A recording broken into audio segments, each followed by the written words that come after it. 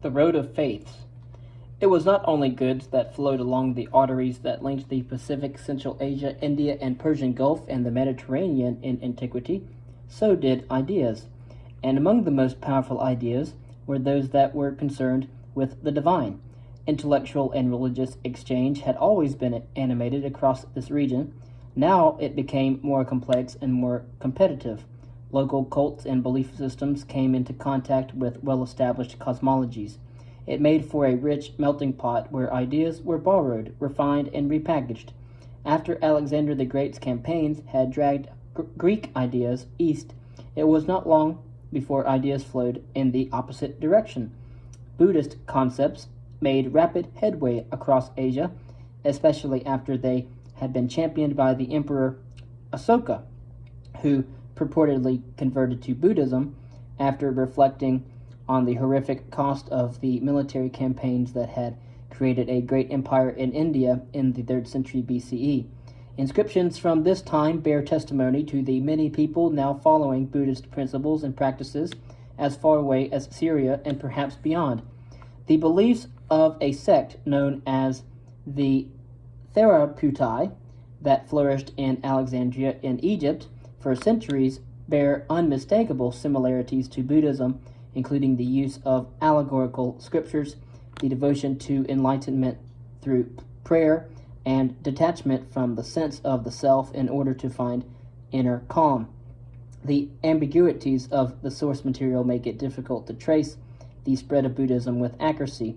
Nevertheless, it is striking that there is an extensive contemporary literature that describes how the region was carried out of the Indian subcontinent and introduced to new regions. Local rulers had to decide whether to tolerate its appearance, to stamp it out, or to adopt and support it. One who did the latter was Menander, a Bactrian king in the 2nd century BCE and descendant of one of Alexander the Great's men. According to a text known as the Melindapana, the ruler was persuaded to follow a new spiritual path thanks to the intercession of an inspirational monk whose intelligence, compassion, and humility stood in contrast to the superficiality of the contemporary world. It was enough, apparently, to convince the ruler to seek enlightenment through Buddhist teachings. The intellectual and theological spaces of the Silk Roads were crowded as deities and cults, priests, and local rulers jostled with each other. The stakes were high.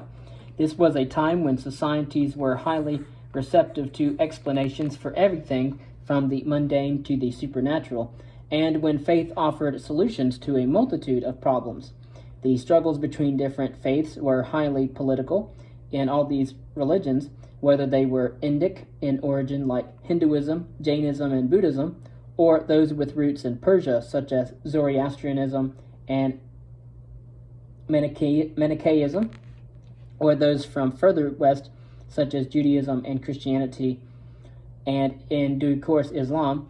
Triumph on the battlefield or at the negotiating table went hand in hand with demonstrating cultural supremacy and divine benediction. The equation was as simple as it was powerful and profound. A social society protected and favored by the right god or gods thrived, and those promising false idols and empty promises suffered. There were strong incentives, therefore, for rulers to invest in the right spiritual infrastructure, such as the building of lavish places of worship.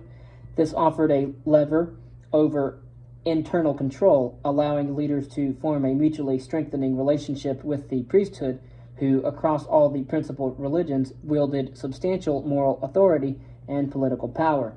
This did not mean that rulers were passive, responding to doctrines laid out by an independent class, or in some case, caste. On the contrary, determined rulers could reinforce their authority and dominance by introducing new religious practices. The Kushan Empire, which stretched from northern India to embrace most of Central Asia in the 1st century CE, offers a case in point. There, the kings patronized Buddhism, but they also forced its evolution. It was important for a ruling dynasty that was not native to the region to create a jurisdiction and justification for their preeminence. To do so, ideas were blended together from a range of sources to form a lowest common denominator that would appeal to as many as possible. As a result, the Kushans sponsored the building of temples, the Vakula, or temples of the divine family, which developed the concept that had already become established in this region, that rulers linked heaven and earth. Menander had earlier announced on his coinage that he was not only a temporal ruler, but also a savior, something so significant that it was noted in both Greek, soteros, and Indic script, tratasa, in bilingual legends on his coins. The Kushans went further, establishing a leadership cult that claimed a direct relation to the divine and created distance between ruler and subject.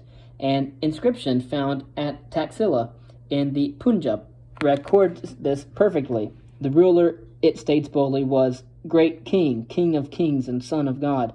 It was a phrase that has obvious echoes with the Old and New Testaments, as does the concept of the ruler being a savior and a gateway into the afterlife. Of course, in what was tantamount to a revolution in Buddhism around the 1st century CE, a transformation took place in the way that the faith shaped the daily life of its adherents. In their most basic traditional form, the teachings of the Buddha were straightforward, advocating finding a path from suffering that led to a state of peace by means of following 8 noble paths. The route to enlightenment did not involve third parties, nor did it involve the material or physical world in any meaningful way. The journey was one that was spiritual, metaphysical, and individual. This was to change dramatically as new ways of teaching a higher state of consciousness emerged.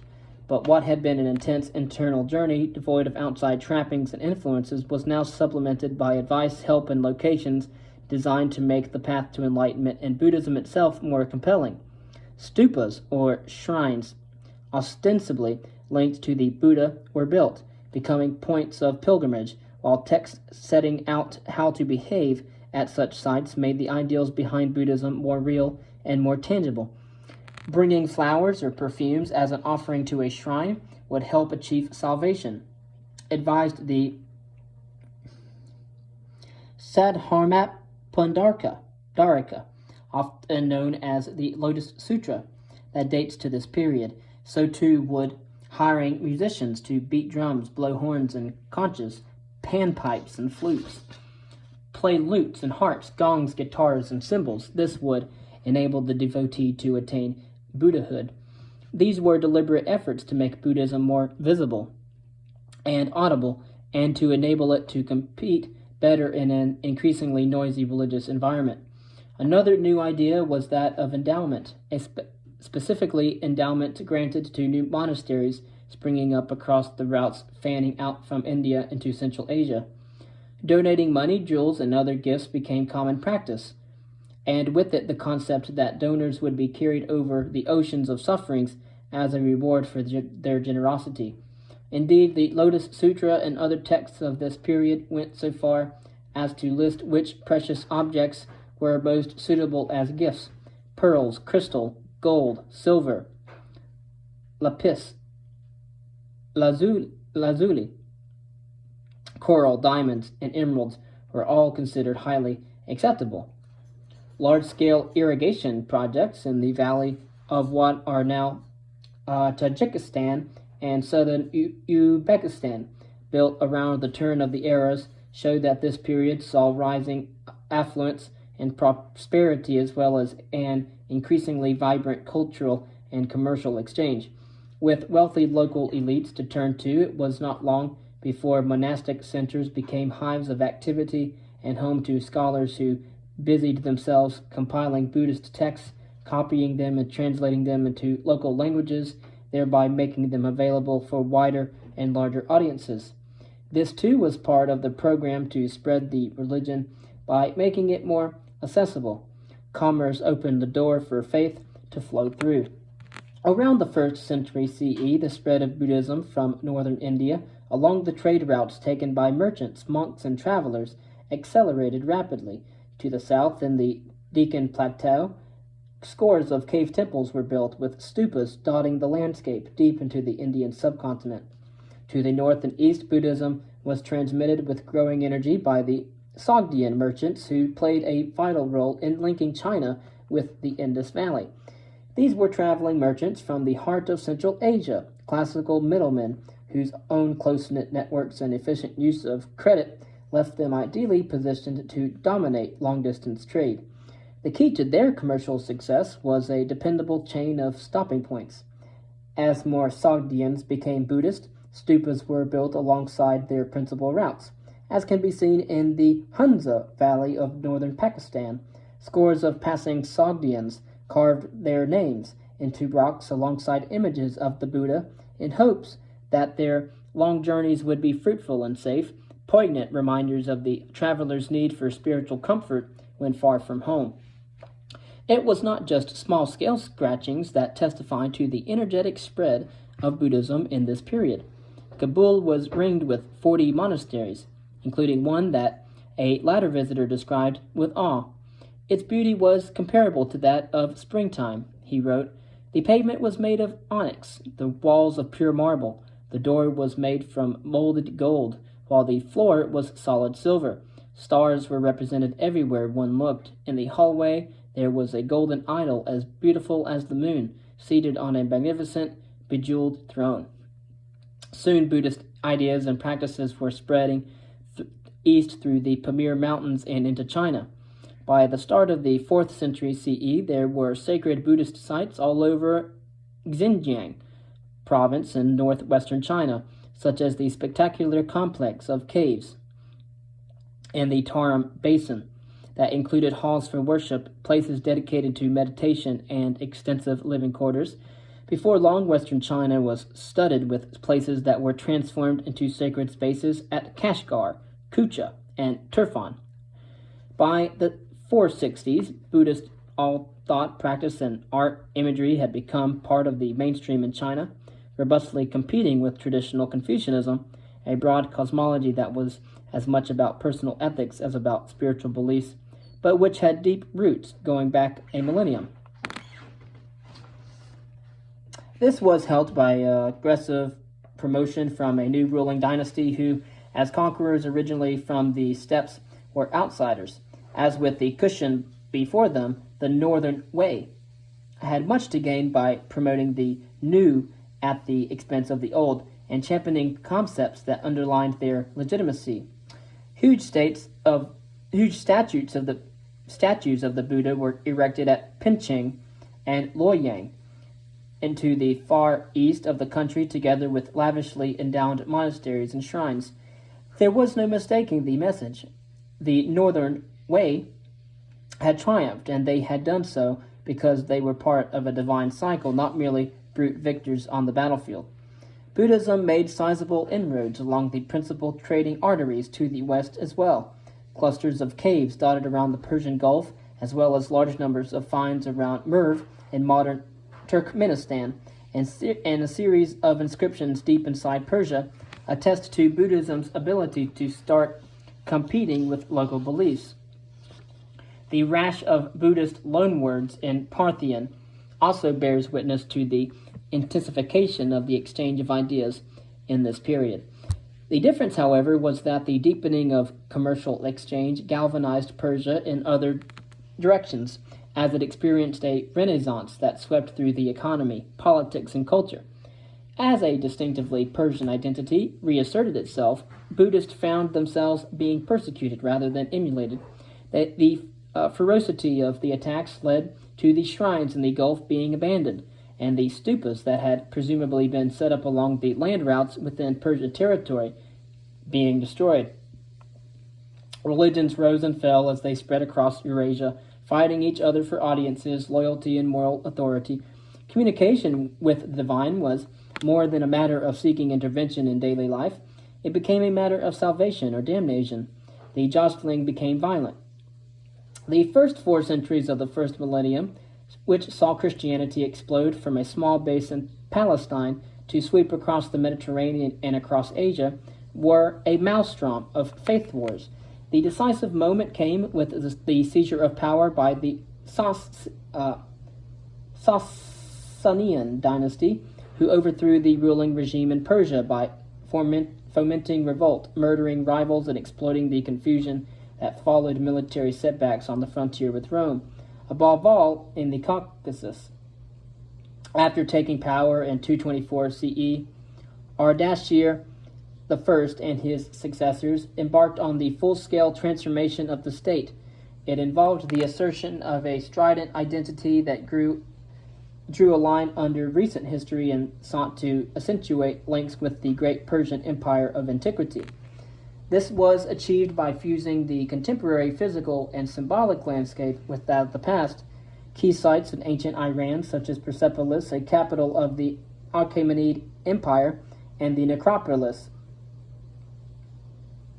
Nakshi Rustam, associated with the great Persian kings like Darius and Cyrus, were appropriated for cultural propaganda. New inscriptions, monumental architecture, and rock relief carvings were added, which sought to elide the present regime with glorious memories of the past. The coinage was overhauled. The Greek script and bust styled on Alexander the Great that had been in use for centuries were replaced by a new and distinctive royal profile on one side, facing the opposite direction, and a fire altar on the other.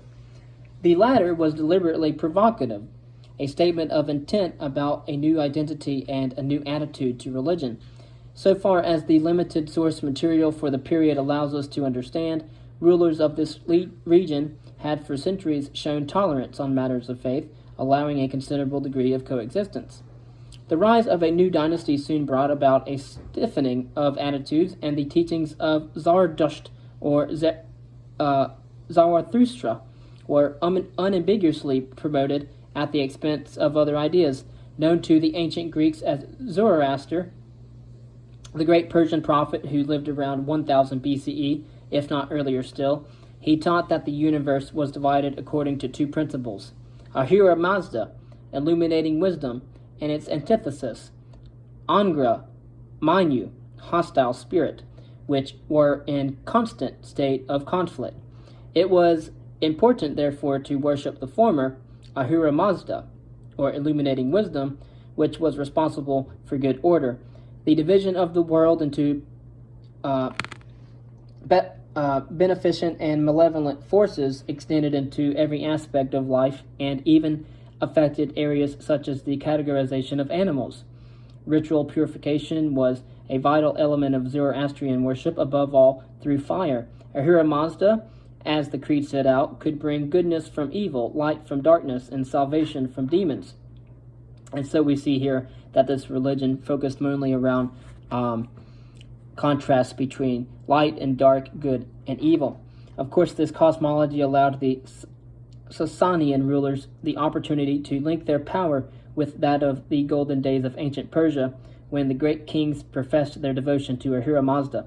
But it also provided a powerful moral framework for a period of military and economic expansion. The emphasis on constant struggle strengthened minds for battle, while the focus on order and discipline underscored administrative reforms that became the signature of an increasingly strident, resurgent state. Zoroastrianism had a robust set of beliefs that were entirely in line with a militaristic culture of imperial renewal. The Sasanians expanded aggressively under Ardashir I and his son Shapur I, bringing his oasis towns, communication routes, and whole regions under direct control or forcing them into client status. Oh, Dad, I made some coffee if you want some. I'm good. I'm eating breakfast at the Timberwoods. Okay. Important towns such as Sistan, Merv, and Balkh were taken in a series of campaigns that began in the 220s, while a significant part of the Kushan territories became vassal states administered by Sasanian officials who took the title Kush-Ansha, ruler of the Kushans. A triumphant inscription at Nakshi Rustam sets out the scale of the achievement, noting how Shapur's realm had extended deep into the east, running as far as Peshawar and up to the boundaries of Kashgar and Tashkent. Adherents of Zoroastrianism positioned themselves close to the center of power when the Sasanians took the throne and did much to concentrate administrative control in their hands at the expense of all other religious minorities. This was now projected into the new regions controlled by the Persian rulers. Inscriptions commissioned by the chief priest Kirdir in the middle of the 3rd century CE celebrated the expansion of Zoroastrianism. The religion and its priests had come to be esteemed and honored far and wide, while many fires and priestly colleges had flourished in lands that had been conquered from the Romans. A great deal of hard work was required to spread the faith, the inscription pointedly remarks, but as Kadir Monchley put it, quote, I underwent much toil and trouble for the good of the Yazads, or divine powers, and the rulers, and for the good of my own soul, end quote. The promotion of Zoroastrianism was accompanied by the suppression of local cults and rival cosmologies, which were dismissed as evil doctrines. Jews, Buddhists, Hindus, Manichaeans, and others were persecuted, places of worship were ransacked, with idols destroyed, the sanctuaries of demons demolished, and transformation into temples for the gods. The expansion of the Persian state was accompanied by a stern enforcement of values and beliefs that were presented as both traditional and essential for political and military success. Those who offered different explanations or competing values were hunted down and in many cases killed,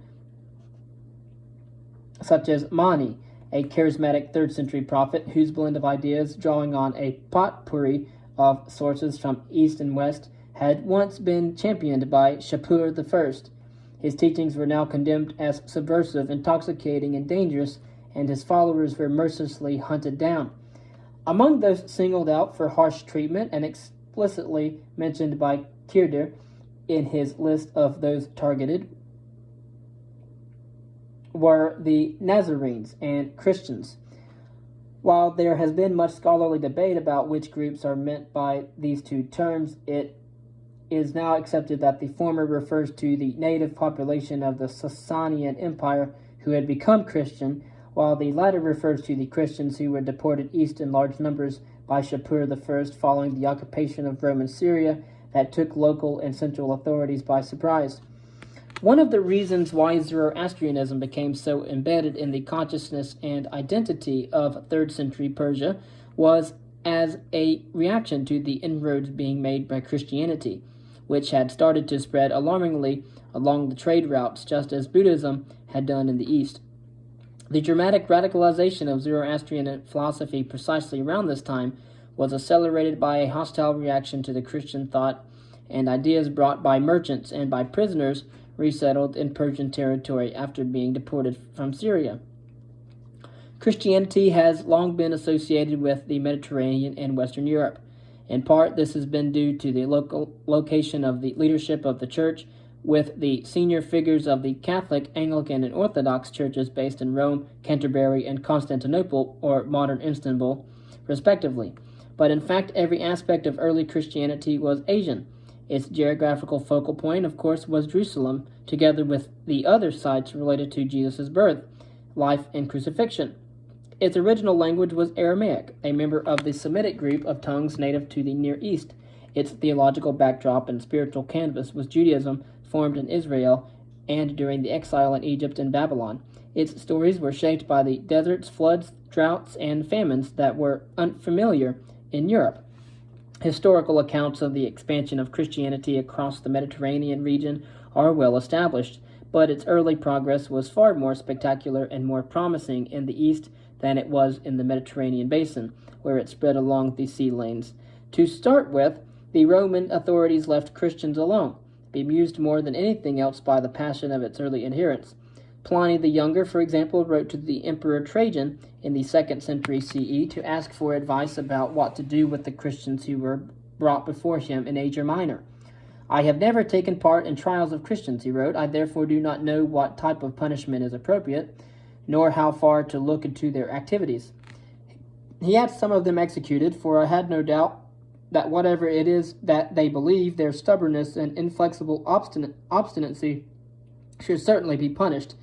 The reply from the emperor advised tolerance. Do not search for Christians, he said, but if they are denounced, deal with them on a case-by-case basis, for it is not possible to set out a set rule that would apply regardless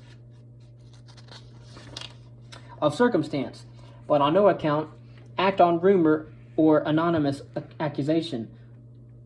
To do otherwise, he wrote loftily, would be out of keeping with the spirit of our age. Not long after this exchange, however, attitudes hardened, reflecting the deepening penetration of Christianity throughout Roman society. The imperial military, in particular, began to view the new religion, with its subversive attitudes to sin, sex, death, and life in general, as a threat to traditional marital values. From the 2nd century, rounds of brutal persecution saw Christians murdered in their thousands, often as part of public entertainment. A rich corpus of texts commemorating the martyrs who lost their lives because of their faith grew up as a result. Early Christians had to battle against prejudice, bringing anguished cries from writers such as Tertullian, writing from 160 to 225, whose appeals have been compared by one distinguished scholar to Shakespeare's. We Christians live beside you, share your food, your dress, your customs, the same necessities of life as you do, he implored. Just because we do not attend Roman religious ceremonies, he wrote, does not mean that we are not human beings. Have we different teeth or organs of incestuous lust? Christianity first spread east via the Jewish communities who had lived in Mesopotamia since the Babylonian exile. These Jewish kibbutzes received reports of Jesus' life and death not in Greek translation, as almost all converts did in the West, but in Aramaic, the language of the disciples and of Jesus himself. Just as in the Mediterranean, traders were instrumental in the evangelizing process in the east, with the town of Edessa, modern Urfa, in southeastern Turkey, becoming particularly prominent because of its position as a crossroads for routes running north, south, east, west. Evangelists soon reached the Caucasus, where burial practices and inscriptions in Georgia revealed the existence of a substantial population of Jews who converted. Not long afterwards, there were Christian communities dotted around the Persian Gulf. 60 tombs close to Bahrain, cut into coral banks, show how far the religion had reached by the start of the 3rd century CE. A text known as the Book of the Laws of the Countries, written around the same time, reports that Christians were to be found all over Persia and as far east as territory controlled by the Kushans, in other words, into what is now Afghanistan. The dissemination of the religion was encouraged by the large-scale deportations of Christians from Persia during Shapur I's reign in the 3rd century. Among the exiles were high-profile figures such as Demetrius, the bishop of Antioch, who was transported to Beth Lapat, modern southwestern Iran, where he assembled his fellow Christians around him and established a new bishopric. There were some Christians of high status in Persia, such as a Roman named